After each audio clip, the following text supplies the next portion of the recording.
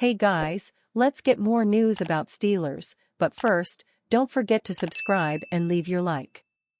Giants trade proposal swaps 2 picks for Pro Bowl replacement for Saquon Barkley.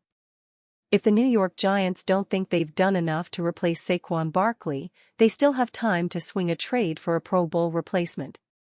The proposal would involve swapping 2 late-round NFL draft picks for Pittsburgh Steelers workhorse Najee Harris. It's an idea put forward by Bleacher Report's Ryan Fowler. He has the Giants flip a 6th-round pick in the 2025 draft, along with a 4th-rounder a year later, for Harris. Fowler believes there is merit to adding Harris to a backfield now comprised of Devin Singletary, 2023 5th-round selection Eric Gray, and this year's rookie Tyrone Tracy Jr. Replacing Barkley's Pro Bowl talents will be a tall order for this trio, so a power back like Harris could have value. The Giants make sense as a trade suitor because they already roster 3 former Steelers in Allen Robinson, Gunnar Olszewski, and Miles Boykin, a nod toward Schoen's likeness of Steelers skill players. There are other reasons why the Steelers might be receptive to trading the 2021 Pro Bowler. The Steelers have 2 good reasons to consider dealing Harris now, according to Fowler. First, there's Harris's reduced workload. Despite amassing over 1,000 yards in each of his first 3 seasons as a pro, his volume has annually decreased, leaving many to speculate when Pittsburgh HC Mike Tomlin will ultimately turn the keys over to former undrafted rookie Jaylen Warren. Then there's the Steelers still being able to get something back from their investment in Harris. Considering the Steelers declined Harris's 5th-year option, a move sooner rather than later would present Pittsburgh with some remnants of a return, even if it's a late-round or compensatory selection. Put the 2 together and there are compelling reasons for the Steelers to want to cash in on the player selected 24th overall in the 2021 NFL Draft. That's good news for the Giants, because Harris would improve in the NFC East. The 6'1", 242-pounder would add the power-running element the Giants lost when Barkley left town to join the Philadelphia Eagles.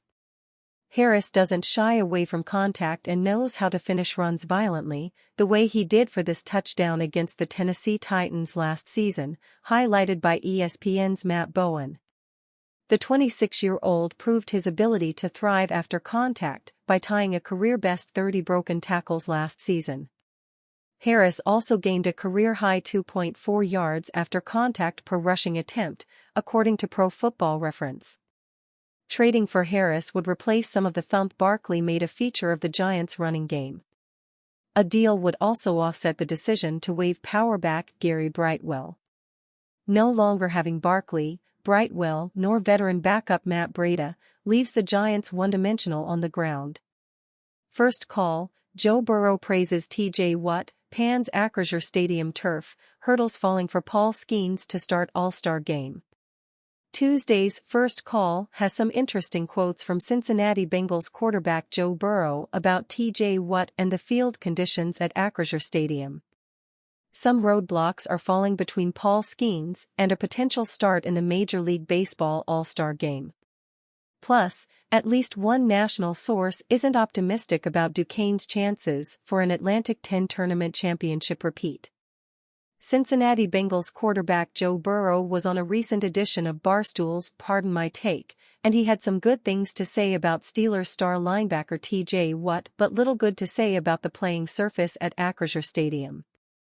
Sometimes Pitt plays on Saturday, and we get there on Sunday. We're like, what's all this sand? I guess it's kitty litter? I hope not, Burrow said. The turf at Acrisure has long been scrutinized. But it has held up much better in recent seasons than it did when the facility opened in the early 2000s. If Burrow doesn't like it now, he should have seen it back then.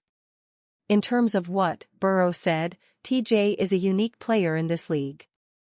There's no other defensive lineman I have to treat like a DB. I have to be conscious of where he's at because he's going to jump up and catch it. And there's nobody else who can do that. There is definitely a national movement afoot to get Pirates pitcher Paul Skeens on the mound as the National League starter in next week's Major League Baseball All-Star Game. CBS Sports' Matt Snyder made a good case Sunday night. ESPN's Jeff Passan did as well. On the MLB Network Monday night, two-time All-Star Dontrelle Willis called Skeens the nastiest pitcher he would not want to face in Major League Baseball right now, and he said seeing Skeens face Yankees slugger Aaron Judge would be the best possible matchup for the MLB viewers to see in the All-Star Game on July 16 in Arlington, Texas. Now word comes that somebody who could have been viewed as competition for that honor, Chris Sale, is unlikely to pitch in the All-Star Game, even though he had been named to the roster. The Atlanta left-hander is scheduled to start on Tuesday and Sunday of this week, which means he won't throw in the game next week. Sale is an 8-time All-Star and is currently third in the NL in ERA, 2.71, and leads in wins, 11, and WHIP, 0.91. Another potential starter, Philadelphia's Zach Wheeler, 9-4, 2.74 ERA, 199 strikeouts, 0.99 WHIP, is also currently slated to pitch Tuesday and Sunday. So he may be out of the mix, too.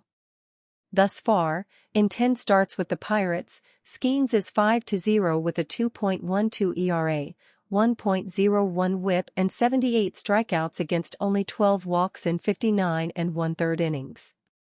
Pittsburgh Steelers urged to pursue huge move for former 3-time All-Pro.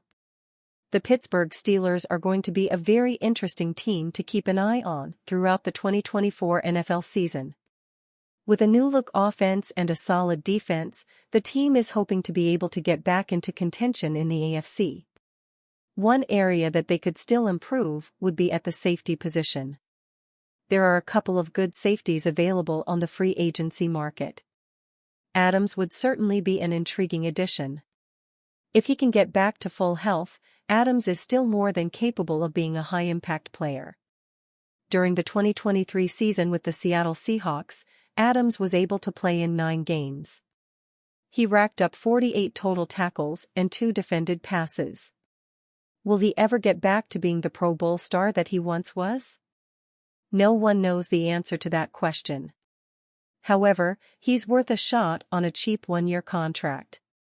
These late off-season moves are additions that can take a good team over the hump. If healthy and able to play how he used to, Adams could be that kind of piece. He could take the Pittsburgh defense to another level.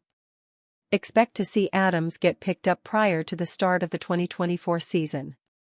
He is worth a shot and the Steelers should be the team that takes the chance on him. And you, fan? What do you think of the situation of Jamal Adams? Leave your opinion in the comments.